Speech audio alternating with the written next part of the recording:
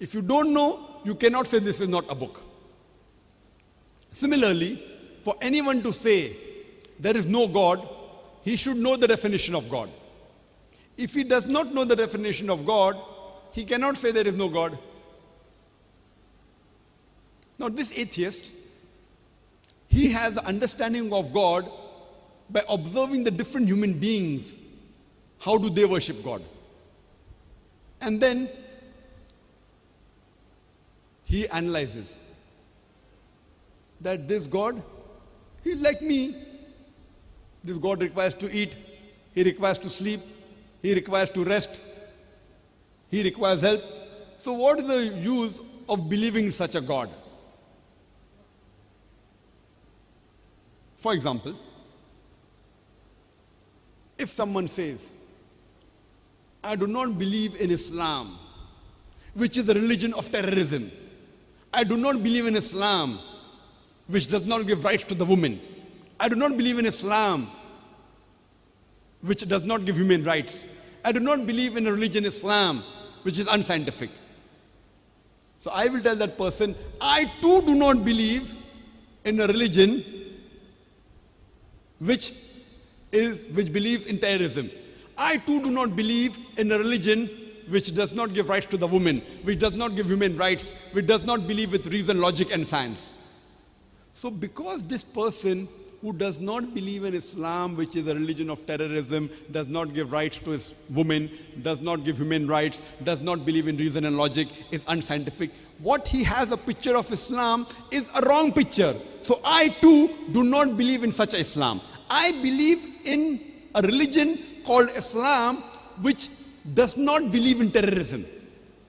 Because Quran says in Surah Ma'idah, chapter number 5, verse number 32, that if anyone kills any other human being, unless it be for murder or for spreading corruption in the land, it is as though he has killed the whole of humanity. So according to the Quran, which is the cornerstone of Islam, killing any innocent human being is like killing the whole of nation. So how can this religion speak about terrorism, about killing innocent people? I know that Islam gives rights to the woman.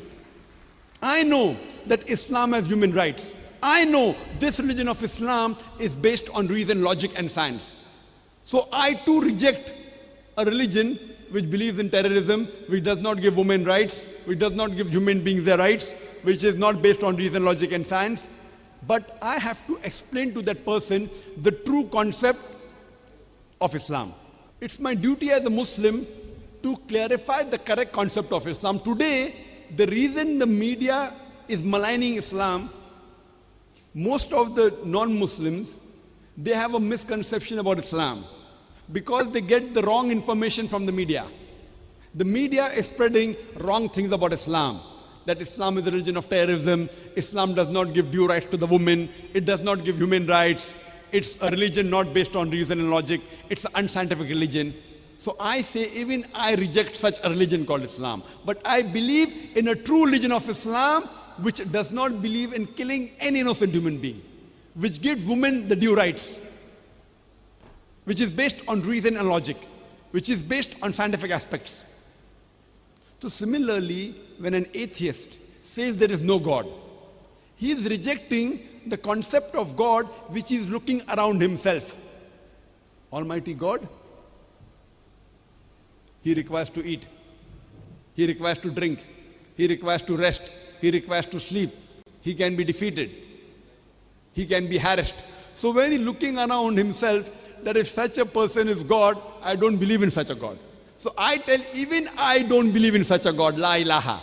But the true God, Allah. Illallah. So I have to convince to this atheist the true concept of Allah subhanahu wa ta'ala. And as my son Farik, he discussed in great detail the true concept of Allah subhanahu wa ta'ala. I'll just repeat a few minutes of his talk.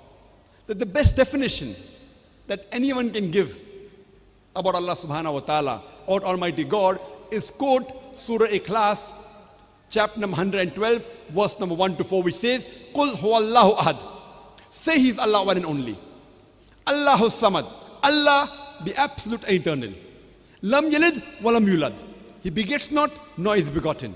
Walam yakul lahu kufuwan ahad. There is nothing like him. This is a four-line definition of Allah subhanahu wa ta'ala, of Almighty God. If any person says that so and so candidate is God, if that candidate fits in this four-line definition, we Muslims have got no objection in accepting that candidate as God. The first is, Kul huwallahu ahad. Says Allah one and only. The first is, Kul huwallahu ahad. Says Allah one and only. Number two, Allahu samad. Allah, the absolute and eternal. Number three, Lam yalid walam yulad. He begets not, nor is begotten. Walam yakul lahu kufuwan ahad. There is nothing like him. This is a four-line definition of Allah subhanahu wa ta'ala, of Almighty God.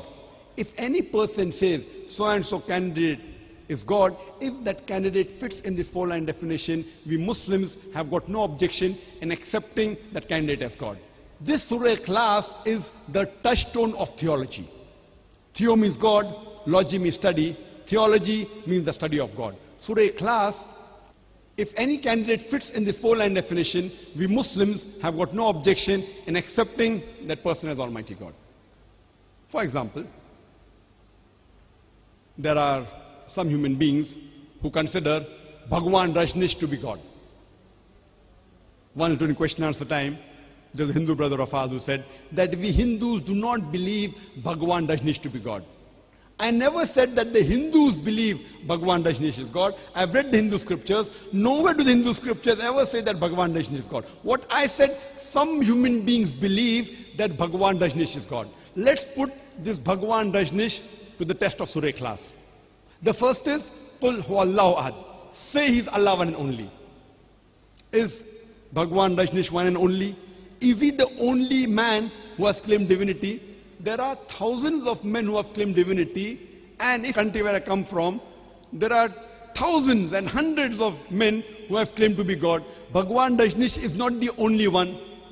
But Rajneesh Bhakti will say, no, he is unique. He is the only one. So let's go to the next test. Allahu Samad. Allah, the absolute eternal. Was Rajneesh absolute eternal? When we read his autobiography, he says that he was suffering from asthma, from diabetes mellitus, from chronic backache. Imagine Almighty God suffering from asthma, chronic backache, from diabetes mellitus. The third test, Lam yalid walam yulad. He begets not, nor is he begotten. And we know Bhagwan Rajneesh, he was born in Madhya Pradesh, and he had a mother and father. In 1981, he goes to America and he takes thousands of Americans for a ride. And in the state of Oregon, he starts his own village called Rajneeshpuram. Later on, the American government arrests him and they put him behind bars. And he says, Rajneesh alleges that the American government, they gave me slow poisoning. Imagine Almighty God being slow poisoned. And 1985, the American government kicked him out of USA, and he comes back to India and goes to the city of Pune in Maharashtra, where he had a center before, and he starts his center again, which is today called as Osho, Commune.